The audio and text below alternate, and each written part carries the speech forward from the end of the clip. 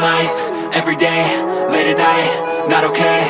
All I want, and I pray, all I need are some better days. Fuck me, I'm looking in the mirror, so foggy, but I've never seen clearer. I don't really think anyone can save me, and honestly I'm not really sure I want saving. I like to be my own worst enemy. There's no risk if you don't try at anything, so I'ma just keep buying everything. See you in the next life, have to be a better me. I don't think that my head's on straight, gotta flip it and grip it and go and get an x-ray.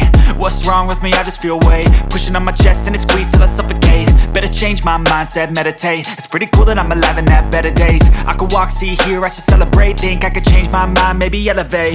Living life, everyday, late at night, not okay. All I want, and I pray, all I need are some better days.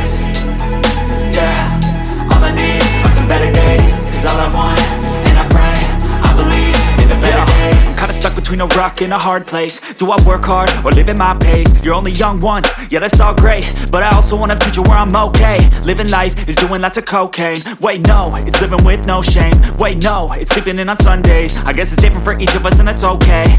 Well I just wanna be happy, how to get there? Glad that you asked me.